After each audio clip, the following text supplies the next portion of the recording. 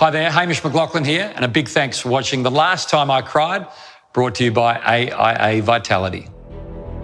AFL can be a cruel game. Alex Johnson can vouch for that. 2,136 days without AFL football. During his career with the Swans, he endured 6 knee reconstructions. In this episode, Alex opens up about the joy of his return and then his lowest point when he realised his career was finally over.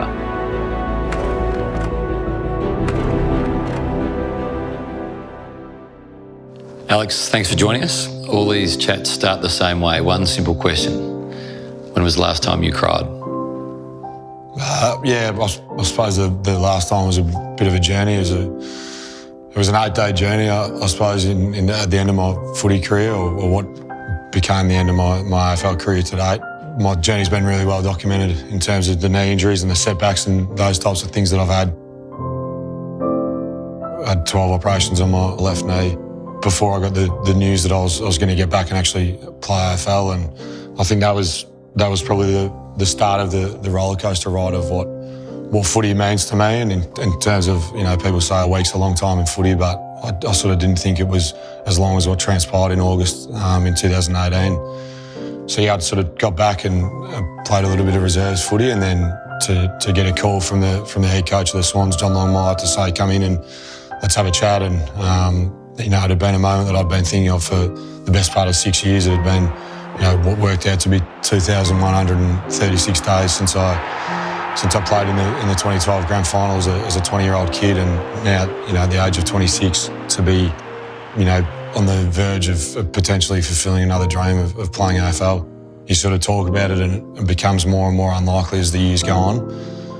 Sort of 3, 4 turns into 5 years really quickly, and you think, maybe this potentially won't happen. But I'll never forget the moment of walking into the match committee room at the SCG in the Swans offices, and we just had a sort of just general chat, I suppose, for 2 minutes. I suppose Horse was probably trying to build up the suspense. And then he unveiled the board, and my name was on the board for the first time in, the best part of 6 years. It's one of those things that's just unbelievable. And, he sort of shed a few tears. He's, probably doesn't too often. And with me and him just sitting in that room, obviously what we'd been through, he was my only AFL coach, to sort of sit there and share that moment with him was pretty special. First person I called was my mother, and her and Dad were together, and for them it was probably something that they'd thought was a potential, but as I said, it becomes further and further from what the reality could actually be as the time goes on. On the phone to my parents, that's probably the first time I'd sort of let the emotions out, more relief and happy tears, I suppose, of about what I'd achieved to get to that point. He is the story of the year so far, this comeback. I was just overwhelmed at the support I received and this sort of point I'd been able to get to. Footy had been everything for me from such a young age, so to be able to fulfil my second dream, I suppose, of getting back and prove a lot of people wrong was massive for me. Here he is. Nice little measured kick. After that game, there was plenty of tears as well. We won by 2 points, and close mates. Sort of a must-win game for the club as well. You forget how sort of special those things are until you're actually back doing it, and then you realise I realise why I put so much work into it.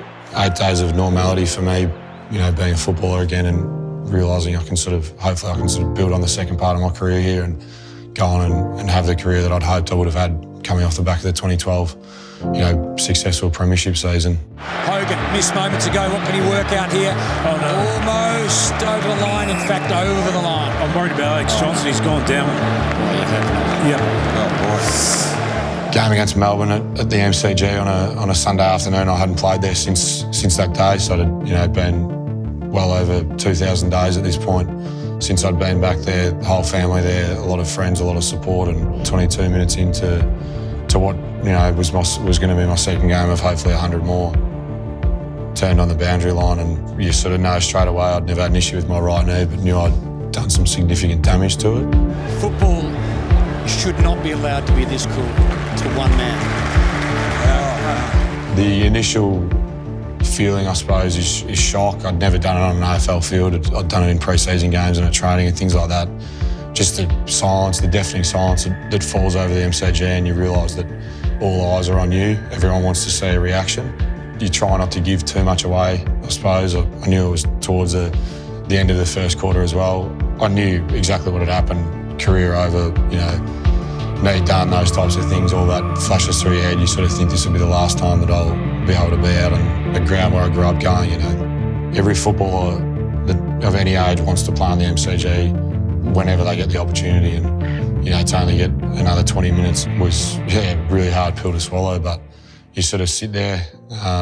Wasn't until my mum made her way down from her seat and looked over the fence, and it's one of those things that I've looked back on that photo plenty of times now. It makes me emotional. I've probably seen it 500 times and spent a lot of time looking at it, and it makes me emotional every time you see it, because I think when you go through things, whatever it is, sickness or injury or whatever it may be, a hard time, it hits people around you harder because they actually can't help you. For Mum, she'd been my number one supporter throughout, childhood and everything, and she'd never missed a surgery, had hardly missed any of my games and those types of things. And to see her standing there over the fence looking at me, knowing she couldn't do anything again is probably hard, and that's, I reckon, when I broke down a little bit, but also knew that I, sort of had to keep things in check. The amount of cameras these days in footy, you don't want to give too much away. Quarter time comes around, you go out and you sort of speak to your teammates and try and pretend that everything's fine. And, I knew they had a job to do. I knew that it was an important game of footy for us to sort of play finals and those types of things. After that, I sort of made my way down to the rooms, and in a room, in the medical room, that, it was just me and my mum, dad, sister, and we just sort of sat there, and that's probably when it really hit me that this potentially could be it for me in terms of a career and things like that. And when you're in the sort of depths of the MCG, I suppose that's when you can let your emotions out a bit. And I've never been too afraid of crying, I don't think. But when you're in company such as your really close family and things like that, and people who have been there the whole time,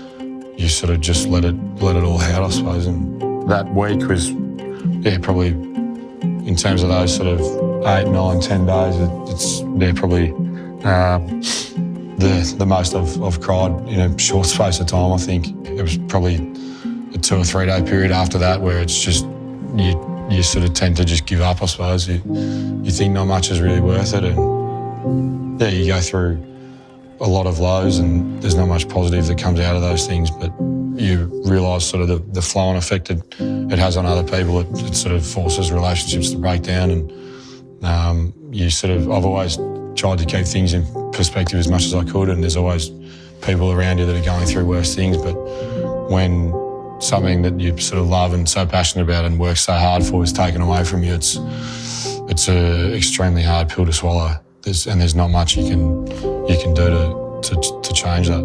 That sort of sent, I suppose, my personal relationship into a downward spiral, and that was the end of that at the end of 2018, which is an extremely hard thing to go. You sort of, it's a girl I'd been with for a long time, and you put a lot of pressure on her because of what I'd been going through for the whole time, and then something like this happens and you just go ultimate self, and you sort of got to try and look after yourself first and foremost. You try and maintain the relationships as best you can, but obviously it's a byproduct of what goes on, that some survive and some don't, and that's sort of the reality of it. When you see the photo of you and your mum, and your mother is looking over the fence at you, you know what's happened. She wants to hold you, hug you. What is it that makes you so emotional when you see it? I just think her being in a position of being helpless, I think that photo sums up, probably a mother and son's relationship unbelievably well, and metaphorically really, and especially ours. She was, she's never been able to sort of take the pain that I've been going through, or, go out and do the hard work or whatever it is. She's always been there, no doubt about it, unwavering support, and even when I've stuffed up and things like that, she's always been there to it's just been unconditional love and support throughout my whole life, really. We didn't need to exchange any words. She knew it was a slight look for a couple of seconds, and she knew what had happened. And you just feel for her, really. She can't do anything about it, and just ultimate helplessness, I suppose. Through it all, what'd you learn about yourself? If you want something badly enough, you can do it. Doesn't sort of matter what gets in your way, and I think that's the big thing for me. I'm sort of, I'm not too worried about challenges that face me now because of what I've been able to get through. Thanks for talking. No worries.